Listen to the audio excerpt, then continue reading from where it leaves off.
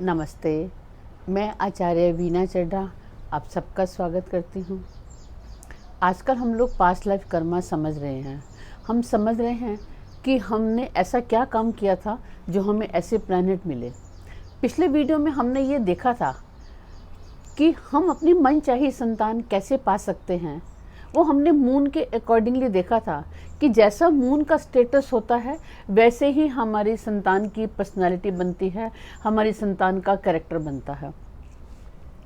आज मैं बात करूंगी बृहस्पति को देखकर कि बृहस्पति की स्थिति के साथ कैसे हम समझेंगे कि हमारे बच्चे के साथ ऐसा क्या होगा, उसका भविष्य कैसा होगा, यानी उसकी लाइफ में क्या होगा। मैं बृहस्पति से क्यों समझ रही हूँ? क्योंकि जो बृहस्पति है वो ब्लेसिंग है। बृहस्पति पैसा नहीं देता। बृहस्पति एक ऐसा विजडम है, एक ऐसा सुकून है, एक ऐसी शांति है, एक ऐसी संतुष्टि है। कुछ ऐसा है जो पैसे से नहीं मिलता। लेकिन पैसा ना होने पर भी कुछ लोगों के पास वो बहुत होता है। वो बृहस्पति से पता चलेगा और बृहस्पति यही सब देता है। और बृहस्पति हम समझते हैं कि एक साल में एक राशि में होता है और जब भी कोई संतान पैदा होती है यानी वहाँ 9 महीने की स्टोरी चल रही है, यानी बृहस्पति 9 मंथ उसी स्टेज पर होगा। और वो बृहस्पति वहाँ क्या कर रहा होगा, कैसा होगा, उसी के अकॉर्डिंगली उसके जीवन में सारी बातें आएंगी। तो अब आप देखेंगे कि आपके होरोस्कोप में बृहस्पति जहाँ बैठा है उससे ही आपको समझ में आ जाएगा कि जब हम पैदा हुए थे तो क्या चल रहा था। मैं सबसे पहले लेती हूँ, अगर बृहस्पति किसी के होरोस्कोप में 6 में है यानी 6 हाउस में बैठा है। बृहस्पति विजडम का कारक है और जो छठा घर है वो हमारी बीमारी को बताता है, हमारी लड़ाई को बताता है, हमारे रोग को बताता है। तो इसका मतलब क्या हुआ, जिसके भी होरोस्कोप में बृहस्पति 6 में बैठा है वो व्यक्ति अपने पेरेंट्स से पूछे कि क्या जब मैं पैदा हुआ था तो हमारे घर में क्या लड़ाई का माहौल चल रहा था, क्या हमारे माँ बाप का आपस में कोई झगड़ा चल रहा था, हमारे माँ बाप का हमारे परिवार के अन्य लोगों के साथ झगड़ा चल रहा था, क्या कुछ ऐसा था। क्योंकि बृहस्पति जो सुकून देने वाला है वो छठे घर में, बीमारी के घर में, लड़ाई के घर में आके बैठ गया, जो बृहस्पति की अच्छी स्थिति नहीं है। यहाँ बृहस्पति खुश नहीं है इस घर में बैठ के। लेकिन जब भी आपके घर में ऐसा चल रहा होगा, क्योंकि आपको तो उस साल पता ही नहीं कि बृहस्पति हमारा कौन से घर में आएगा, लेकिन जब ये वाला माहौल बनेगा तो लगन की ऐसी स्थिति आ जाएगी कि जहाँ पे बृहस्पति की राशि है वो हमारा छठा घर बन जाएगा। हमको ऐसा वो टाइम मिलेगा, यानी 24 घंटे में बच्चे का जन्म उस समय हो जाएगा जिस समय वो राशि छठे घर में आ रही है। ये बृहस्पति छठे की निशानी है। आप कहेंगे चलो माँ बाप की लड़ाई हो रही थी, घर में लड़ाई हो रही थी, तो वो हमें से क्या लेना देना, अब उसे क्या फर्क पड़ने वाला है। ये चीज़ जानना बहुत ज़रूरी है, क्योंकि बृहस्पति जिसने ब्लेसिंग देनी है, जिसने खुशी, सुकून, शांति देनी है, तो अब वो जब छठे घर में आ गया तो इसका मतलब ये वाली सारी चीज़ें तो मिस हो गई उसकी लाइफ में, ये सब चीज़ें तो आएंगी ही नहीं। और दूसरा नतीजा क्या होगा, उसके जो फादर हैं उसके फादर या तो बेड रिडन हो जाएंगे या वो एयाशी हो जाएंगे, यानी दोनों ही स्थिति में वो अपने घर को नहीं संभाल पाएंगे। या तो उनको कोई ऐसी बीमारी होगी जिसमें बेड रिडन हो जाएंगे, जिसके भी छठे घर में बृहस्पति है, या वो एयाशी हो जाएंगे, यानी दोनों ही स्थितियों में स्थिति अच्छी नहीं है। अब मैं लेती हूँ जिसके होरोस्कोप में बृहस्पति 8वें घर में है, उसकी फैमिली में क्या हो रहा होगा जब वो पैदा हुआ था। क्योंकि जो 8वां घर है, 8वां घर मृत्यु का घर है। 8वां घर एक अवसाद का घर है, एक कुआं है, एक ऐसा चीज़ है जो अचानक होता है, यानी अचानक कोई भी विपदा आ जाती है। जिसके भी 8वें घर में बृहस्पति है उसका माहौल क्या रहा होगा जब वो पैदा हुआ होगा। तो इसका मतलब है कि जिस समय उसके घर में किसी की डेथ हुई होगी, यानी जब डेथ होती है तो जो पहले एक डेथ के बाद के कुछ दिन होते हैं, हर जितने भी लोग हैं सबके अपने अपने रिचुअल्स हैं, वो ऐसे हैं जिसमें कुछ रिचुअल मनाए जाते हैं। यानी वो हमारे एंसेस्टर्स के लिए, जिसकी डेथ हुई है उसके लिए कुछ रिचुअल्स होते हैं, या उस दिन अमावस्या होगी या श्राद्ध आते हैं, यानी वो श्राद्ध होंगे, यानी उनका संबंध पितृपक्ष के साथ होगा, यानी एंसेस्टर के साथ होगा। यानी जो टाइम आपको एंसेस्टर के लिए कुछ करने का था, उस समय उस बच्चे का कंसेप्शन हुआ।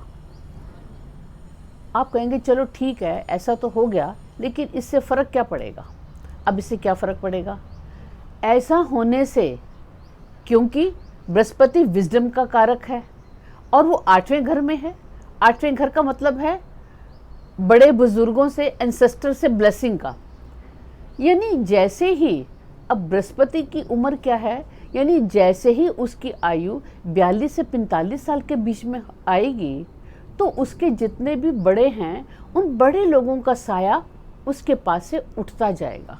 यानी बड़े लोग उसकी ज़िंदगी से चले जाएंगे, उनकी डेथ हो जाएगी।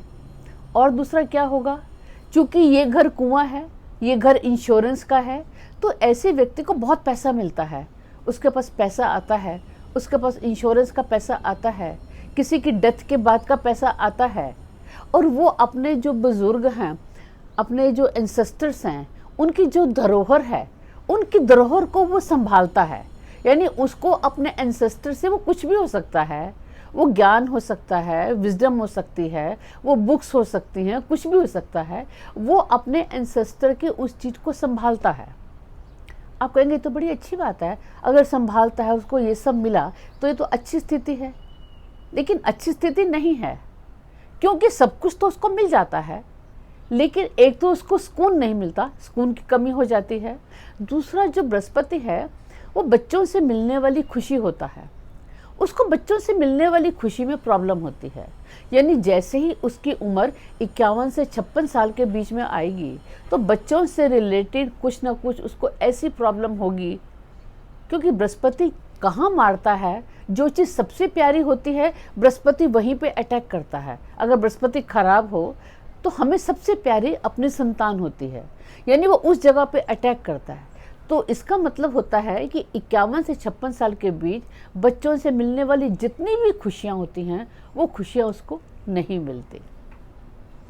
अब मैं लेती हूँ, अगर बृहस्पति 4th घर में है, 4th घर क्या है, सुकून का घर होता है, जहाँ शांति मिलती है, जहाँ हमें सब तरह की खुशियाँ मिलती हैं, क्योंकि ये माँ का घर है और माँ हमेशा खुशी देती है।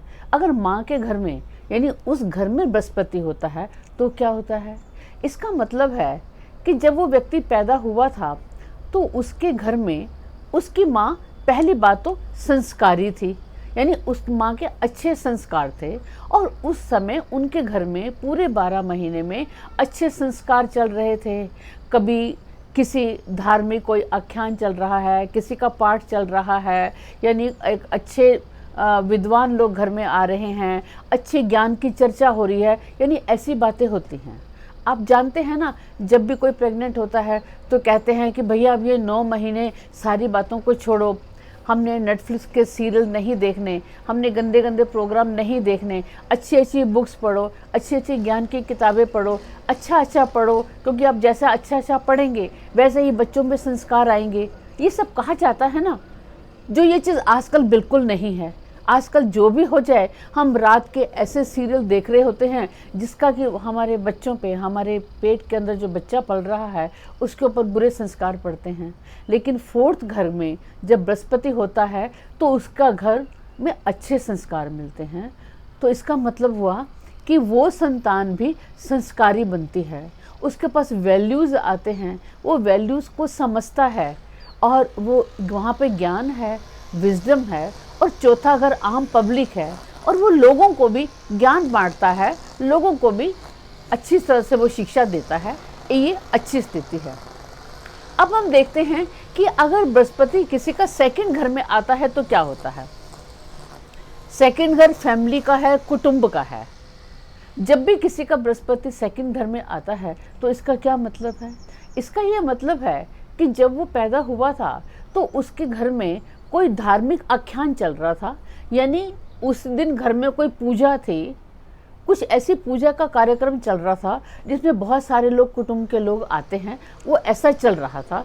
उस समय, उस दिन उस बच्चे का कंसेप्शन हुआ था।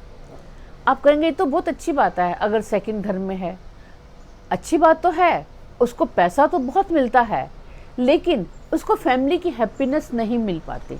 ऐसा क्यों होता है? क्योंकि जब भी हमारा घर में पूजा पाठ है, हमने अगर घर में कोई आयोजन किया है, तो इसका मतलब है हमारी पूरी कंसंट्रेशन वहाँ होनी चाहिए। तो ऐसा होने पे हमको उधर ध्यान देना चाहिए था, लेकिन हमने उधर ध्यान नहीं दिया। तो इसका मतलब हुआ कि उसको सब कुछ मिलेगा, लेकिन उसको जो परिवार का सुख है वो नहीं मिल पाएगा। अब बृहस्पति की आगे की स्थिति मैं अगले वीडियो में बताऊंगी। आपने जो मेरी पिछली वाली है चंद्रमा की स्थिति, वो भी जरूर देखिएगा, क्योंकि बच्चा, हमें अच्छी संतान चाहिए, उसको अच्छे संस्कार चाहिए, वो कैसे मिलेगी हमने अपनी चंद्रमा और बृहस्पति की स्थिति पे देखना है।